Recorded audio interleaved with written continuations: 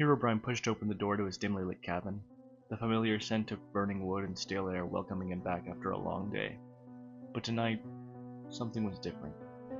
The air was thick with an unsettling silence, the kind that crawls under your skin and takes root.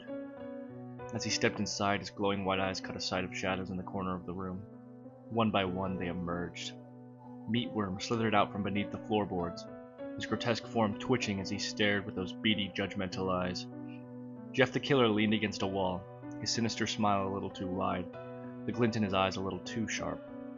Rick Sanchez sat slumped in a chair, a flask in one hand, but his usual manic energy was replaced with something darker. And there, sprawled out on the couch, Bender puffed a cigar, but his usual wisecracks were absent. Herobrine's heart, if he even had one, would have skipped a beat. "What's going on here?" he asked, his voice echoing in stillness. Rick stood up, staggering slightly as he did. "Listen up, Herobrine," he slurred, his words tinged with an unusual seriousness. "We've seen what's been going on, man. You're spiraling." Herobrine's eyes narrowed, glowing brighter. "Spiraling? What are you talking about?" Bender exhaled a thick cloud of smoke, shaking his head. "You're hitting the weed way too hard, buddy. Even I think it's too much, and I'm Bender for crying out loud." Meatworm hissed, slithering closer, his voice a wet, gurgling whisper.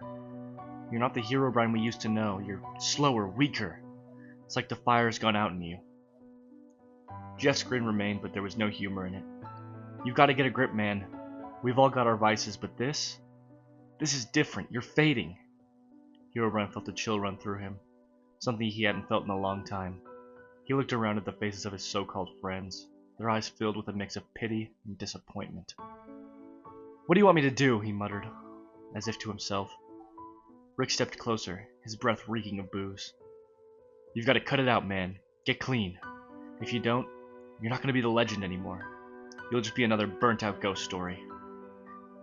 For a moment, Herobrine just stood there, the weight of their words sinking in. The shadows around him seemed to grow darker, the cabin colder.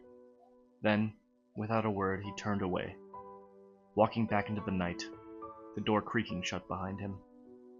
As the darkness swallowed him whole, Herobrine knew that this was a battle only he could fight. But somewhere deep down, a seed of fear had been planted. A fear that maybe, just maybe, he was already too far gone.